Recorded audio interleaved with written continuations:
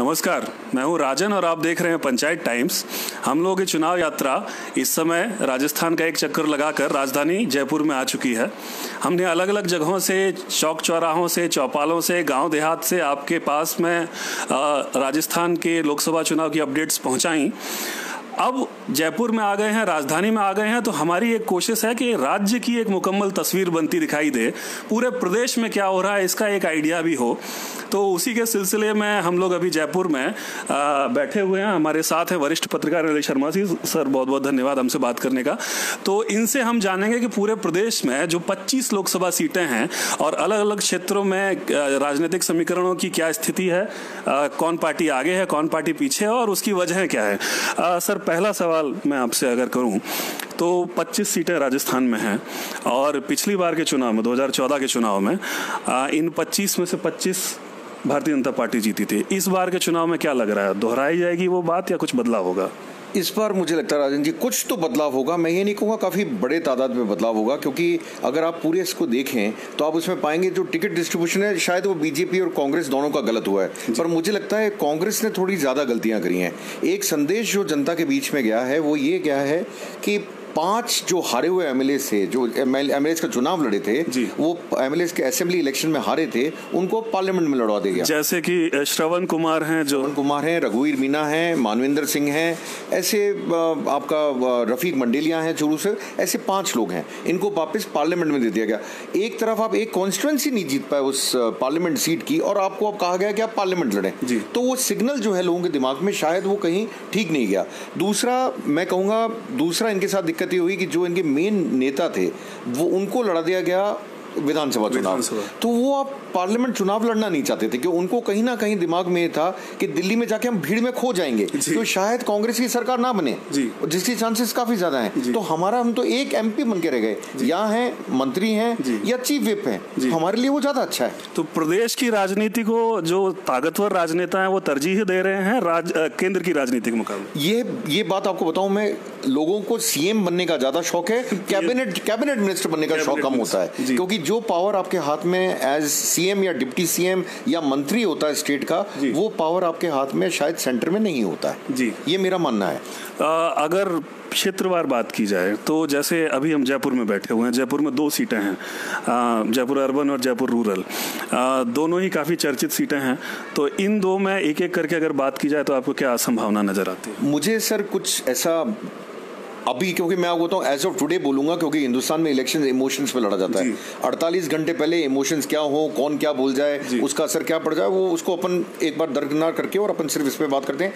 आज की सिचुएशन क्या है? आज की सिचुएशन आप देखें, जयपुर जो सीट है वो ज्यादातर ब्राह्मण सीट मानी जाती है। बीजेपी ने वापस ब्राह्मण को ट्राइड एंड टेस्टेड आदमी को टिकट दिया है। वो आदमी शायद अगर कांग्रेस किसी दमदार को खड़ा करती है शायद सक्सेसफुल नहीं होता, क्योंकि उसने कुछ करा नहीं। पर क्योंकि यहाँ पे एक वैश्य समाज से एक लेडी को टिकट दिया गया, वो एक स्टिंग ऑपरेशन में, अब वो कितना सही है कितना गलत है वो तो वेरासिटी उसकी क्या है, ऑथेंटिसिटी क्या है, हम उसमें नहीं जा रहे, पर कांग्रेस को कहीं ना कहीं उसकी जांच करानी चाहिए थी। उनका नाम है ज्योति खंडेलवाल, ये दोनों खड़े हुए हैं। टोटल वोटर शायद जयपुर के अंदर करीब 20 लाख, 18 से 20 लाख के बीच में है, उसमें से करीब 1/4 आर ब्राह्मण्स।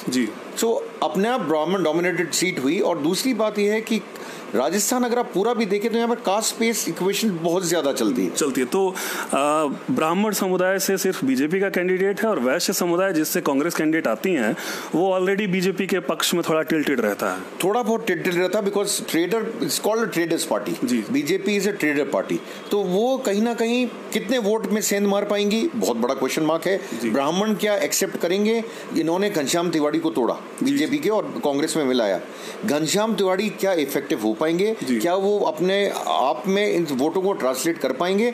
ये बड़ा $1 मिलियन क्वेश्चन है जो हम अंग्रेजी में बोलते हैं। और ग्रामीण की सीट बड़ी हाई प्रोफाइल सीट है, खिलाड़ी बनाम खिलाड़ी या राजपूत बनाम जाट का कॉन्टेस्ट वहां चल रहा है। सर उसमें क्या होता है, मेरा सोचिए वहाँ जाट वर्सेस राजपूत है बेसिकली, और वहाँ पे जाटों की तादाद काफी अच्छी अच्छी है, तो वो बड़ा टफ सीट है दोनों के लिए, इजी सीट नहीं। माने राज्यवर्धन राठौड़ जो कि मंत्री भी थे, एमओएस भी थे केंद्र में, उनकी स्थिति इतनी आसान नहीं होगी जितनी शायद मुझे जयपुर सीट पे लगती है बीजेपी की, अर्बन में जो लगती है। जयपुर रूरल जो है वो ये मैं मानता हूँ 50-50% चांसेस हैं, माने फंसी हुई सीट है जी। यहाँ से अगर हम जस्ट अपोजिट डायरेक्शन में चलें तो जोधपुर संभाग की ओर अगर चलते हैं तो जोधपुर सदर की सीट भी बड़ी हाई प्रोफाइल है। हमने वहां से भी एक लाइव किया था, मुख्यमंत्री के बेटे वहां से लड़ रहे हैं और भारतीय जनता पार्टी के जो कैंडिडेट हैं वो 4 लाख से जीते थे। वहां की स्थिति के ऊपर आपका क्या?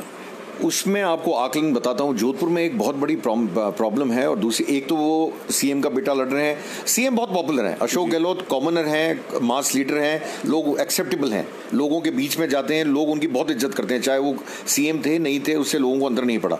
वहाँ गजेंद्र जी ने, जो कि मिनिस्टर भी थे, स्टेट मिनिस्टर थे, उन्होंने शायद जोधपुर वालों की अपेक्षाओं पे खरा नहीं उतरे, उसका उनको खामियाजा अब इसमें चुनाव में भुगतना पड़ रहा है। दूसरा उसमें एक कारण है वो माली समाज के काफी वोटर्स हैं। तीसरा जाट भी बहुत हैं और विश्नोई भी बहुत हैं। वो किस तरफ जाते हैं उस पर डिपेंड करता है। पर आज की तारीख में वो सीट भी बीजेपी के लिए फंसी हुई लगती है। और बाड़मेर के इलाके में जहां से मानवेंद्र जी चुनाव लड़ रहे हैं, जसवंत सिंह के बेटे, वो चले गए हैं अब भारतीय जनता पार्टी छोड़कर कांग्रेस में। मानवेंद्र का आप अरिथमेटिक लगाएं, सिंपल अरिथमेटिक, तो मानवेंद्र जीतते हुए दिखते हैं, क्योंकि अरिथमेटिक के हिसाब से, क्योंकि जहां जाट होता है वहां दूसरी कम्युनिटीज आजकल वोट कम करती हैं। तो उनको राजपूत हैं, उनको फायदा है, उनके साथ मुसलमान भी जुड़ेगा, उनके साथ में दूसरी कम्युनिटी भी जुड़ेंगी और राजपूत भी बड़ी तादाद में है, तो आज वो अरिथमेटिक के हिसाब से जीतते हुए नजर आते हैं। अब जोधपुर संभाग से सीधे अगर उछल के हम चलें उदयपुर संभाग की ओर, दक्षिणी राजस्थान, तो वहाँ आदिवासी डोमिनेटेड सीटें हैं। उदयपुर, बांसवाड़ा, इस इलाके में काफी, भीलवाड़ा में आदिवासी डोमिनेटेड सीटें हैं। उस इलाके में आपको क्या? भीलवाड़ा सर, आप भीलवाड़ा को इससे ना जोड़ें, बिकॉज भीलवाड़ा के अंदर ज्यादातर इट्स अर्बन सीट। और वो क्या है, वहां पे आपको वो नहीं मिलेंगे, वहां ब्राह्मण तादाद काफी ज्यादा है। इसलिए आप अगर देखें टिकट भी ये सोच समझ के दिया गया है कि ब्राह्मण कौन है। उदयपुर की अगर आप बात करें, उदयपुर आरएसएस का गढ़ रहा है, अगर आप देखें उदयपुर कोटा, बल्कि दक्षिण राजस्थान में आरएसएस काफी मजबूत रहा है। पर वहां पे एक पार्टी उभर के आई है, ट्राइबल पार्टी जिसको बोलते हैं, बीटीपी, भारतीय ट्राइबल पार्टी। वो गुजरात के आदिवासी नेता है छोटू वसावा, उनकी पार्टी है और उन्होंने सेंध लगाई है और उनका इम्पैक्ट क्या है वो इस इलेक्शन में पता लगेगा। और वो लोग किसको सपोर्ट कर रहे हैं, ट्राइबल्स, वो बहुत कुछ डिपेंड करेगा कि आप किस तरफ वो जा रहा है। वरना उदयपुर सीट 100% आरएसएस का गढ़ रहा है, बांसवाड़ा भी कुछ आरएसएस का रहा है। पर आप पिछले इलेक्शन में देखें, अगर गुजरात इलेक्शन भी देखें आप, तो आप एक चीज बड़ी अजीब सी पाएंगे कि जो गुजरात का बेल्ट राजस्थान से टच करता है वो कांग्रेस की तरफ जा रहा है धीमे धीमे, ट्राइबल। अब ये बीटीपी क्या करेगी, ये बहुत बड़ा एक हमारे लिए सवाल है। भील आदिवासियों में उनका अच्छा काम है और वहाँ उनकी संख्या भी अच्छी है, काफी अच्छी है उनकी। जी, अब यहाँ से अगर हम थोड़ा जाट राजनीति की सीटों पर मूव करें, जैसे नागौर की सीट हो गई, सीकर हो गया, झुंझुनू हो गया, ये सभी जाट डोमिनेटेड इलाके हैं, तो इस इलाके में आपको क्या लगता है? देखिए, नागौर की सीट की अपन बात करें तो वो हनुमान बेनीवाल को बीजेपी सपोर्टेड कैंडिडेट हैं, आरएलपी के हैं बट सपोर्टेड हैं, और उनके सामने ज्योति मिर्धा, उनके पिताजी, उनके दादाजी emergency, Nathuram Mirdha emergency time पे भी इलेक्शन नहीं हारे थे, एक सीट निकाल के लाए थे वो पूरे नॉर्थ में। अगर आप देखें तो वो जाट राजनीति के एक बहुत बड़े स्तंभ थे।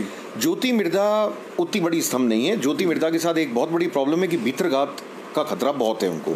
पर क्योंकि हनुमान बेनीवाल को खड़ा करा गया है तो आज ज्योति मिर्धा की पोजीशन पहले से बहुत ज्यादा इंप्रूव्ड है और कहीं ना कहीं ये लगता है कि ज्योति मिर्धा निकाल सकती हैं सीट, निकाल सकती हैं, मैं ये बोलूं। और सर, सीकर और झुंझुनू वाले इलाके में क्या? सीकर में भी मुझे कुछ ऐसा लग रहा है कि कांग्रेस उस सीट को निकाल सकती है। झुंझुनू मुश्किल है, श्रवण खड़े हुए वहां से जो असेंबली इलेक्शन हार चुके हैं, उनका मुझे मुश्किल लगता है कि वही इशू वापस लोगों के दिमाग में आया था जो अपनी कॉन्स्टिट्यूंसी में नहीं जीत पाया, क्या वो पूरा का पूरा पार्लियामेंट्री कॉन्स्टिट्यूंसी जीत सकता है? जी, इस इलाके से थोड़ा अब हम जयपुर के बगल के इलाके में बढ़े तो सवाई माधोपुर का इलाका हो गया, टोंक का इलाका होगा, धौलपुर, करौली, यहाँ पर मीणा डोमिनेटेड सीटें आ गई और यहाँ पर दलित डोमिनेटेड सीटें भी आ गई। तो इस पूरे क्षेत्र में आपको क्या लगता है? मुझे सर ये लग रहा है कि जैसे आपने अभी एक नाम लिया सवाई माधोपुर टोंक सीट का, ये मीना और गुजर है, काफी आसपास की तादाद में पॉपुलेशन में होंगे। कांग्रेस को यहाँ फायदा इसलिए उन्होंने एक तो मीना को टिकट दिया जी, पहली बात जी। दूसरी बात ये कि सचिन पायलट वहां से जीत के आए तो वो गुजर में अपना नेता मानती है, बिल्कुल, तो वो गुजर वोट भी दिला सकते हैं और मीना को मीना वोट मिलेगा। तो इस तरह से नमो नारायण मीणा वहां से खड़े हुए हैं जो कि पूर्व में आईपीएस थे जी, मुझे कांग्रेस के और उनकी तरफ से जौनपुरिया खड़े हुए हैं जी जी। मुझे लगता है कि वहां पर कांग्रेस की स्थिति बीजेपी से ज्यादा ठीक है टोंक सवाई माधोपुर में जी। और धौलपुर करौली का जो इलाका है, भरतपुर का इलाका है जहां पर दलित सीटें हैं, उस इलाके में मुकाबला कांटे का है या किसी की एज थोड़ी दिख रही है? कांटे का है, पर फिर मैं इस बात पे आऊंगा कि वहां पे विश्वेंद्र सिंह राजा जो हैं वहां के और जो कि वहां के एमएलए हैं और मंत्री भी हैं जी जी। एक सीट से, भरतपुर नहीं उसके पास की सीट से जी, उनका इन्फ्लुएंस बहुत है जी। और अगर उन्होंने एक आवाज दे दी तो कांग्रेस का कैंडिडेट निकल जाता है वहां पर। तो ये मैं मानता हूं कि कांग्रेस को वहां भी एज है जी, जबकि वो जाटव है, जबकि जो खड़े हुए हैं वो जाटव है, जाटवों की पॉपुलेशन अच्छी है वहाँ, पर वो जाटों की पॉपुलेशन बहुत अच्छी है। तो जाट जो है वो महाराज साहब किधर मूव करेंगे, जाट महाराज साहब के कहने पे मूव करते हैं। अगर महाराज साहब ने एक बार कह दिया कि इसको वोट देना, उसको वोट पड़ेगा जी, जी। वो कहीं नहीं जाते छोड़ के। तो उस लिहाज से जाटव और जाट के कॉम्बिनेशन में कांग्रेस का थोड़ा सा ज्यादा है। अच्छा, अब अगर हम ओवरऑल स्टेट असेसमेंट पे आ जाएं सर, तो यहाँ परंपरा ये रही है कि जो विधानसभा जीतता है वो लोकसभा में डोमिनेट करता है, लेकिन इस बार आपने भी शुरुआत में कहा कि स्थिति थोड़ी अलग लग रही है। तो ओवरऑल असेसमेंट आपको क्या लगता है कि क्या हो सकता है और क्यों? देखिए राजन जी, आज की अगर मैं बात करूं, क्योंकि मैं आपको पहले बोल चुका हूं इलेक्शन बहुत जल्दी चेंज होता है मूड इस देश में। आज की मैं बात करूं तो कांग्रेस का गलत डिस्ट्रीब्यूशन की वजह से कांग्रेस शायद 7 के आसपास टिकी है, 7 या 7 से नीचे 5 सीट, और बीजेपी 18 से 20 के बीच में जी। अगर ये मोदी अगर फैक्टर है, जो हमें अभी नहीं लगता है, अगर मोदी फैक्टर है तो बीजेपी की सीट बढ़ सकती है, वरना बीजेपी की सीट हो सकता है बीजेपी खुद ही 12-13 पे आके अटक जाए। क्यों? बीजेपी में वो भीतर गाते हैं कि वसुंधरा राजे जा तो रही है रैलियों में, और ये अमित शाह और नरेंद्र मोदी को गलतफहमी नहीं होनी चाहिए। राजस्थान में वसुंधरा राजे का कद इन दोनों से बड़ा है। अगर आप विधानसभा चुनाव भी देखें, अगर आप स्ट्राइक रेट देखें, तो आप पाएंगे कि जहां जहां नरेंद्र मोदी या अमित शाह या योगी आदित्यनाथ गए, उनका जो परसेंटेज स्ट्राइक रेट था दैट वाज 30%। माने वसुंधरा राजे के खिलाफ इतना नाराजगी थी, फिर भी उनके जाने से फर्क पड़ा है।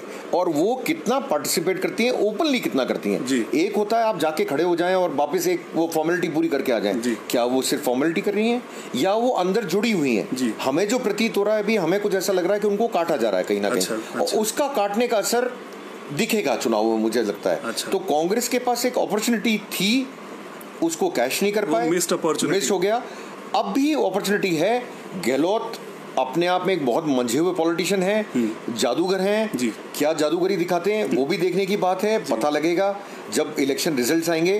पर आज की स्थिति में कांग्रेस को मैं 7 से ज्यादा सीट नहीं दे पाऊंगा। तो कांग्रेस की बेसलाइन कितनी है? 5 सीट, 6 सीट, 7 सीट?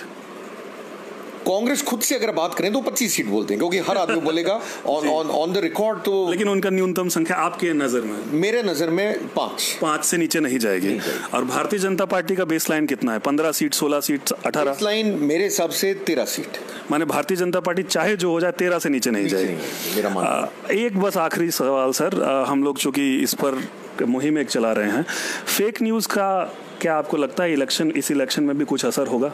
बहुत असर हो रहा है। और मैं हर समय ये बोलता हूँ कि मोदी जी ने जिंदगी में एक ही गलती करी, जब वो प्रधानमंत्री बन के आए थे, वो आए थे व्हाट्सएप से बन के। उस व्हाट्सएप को बैन कर देना चाहिए था, तो आज वो सारे चुनाव बड़े आसानी से जीत गए होते, क्योंकि अब वो उसी के जाल में फंस गए खुद ही। सोशल मीडिया जो है उनको कहीं ना कहीं उनके ऊपर भी उतना ही हावी हो गया जितना वो लोगों के ऊपर हावी थे। अब तो आपकी बात को अगर मैं थोड़ा पैराफ्रेज करूँ तो फेक न्यूज पहले एक पार्टी का डोमिनेंस था और अब सब पार्टियां फेक न्यूज प्रोपोगेशन में आ गई हैं। बिल्कुल यही बात है, यही मैं बोलना चाहता हूँ। अब कौन कितने ज्यादा फेंक सकता है वो चुनाव बताएगा कि किसने कितना ज्यादा फेंक के पाया। जी सर, हम लोगों से बात करने के लिए बहुत बहुत धन्यवाद। Thank you Rajan ji, thank you.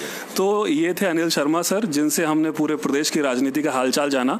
चुनाव से जुड़ी हुई तमाम हलचलें हम आप तक पहुंचाते रहेंगे। देखते रहिए पंचायत टाइम्स। बहुत बढ़िया।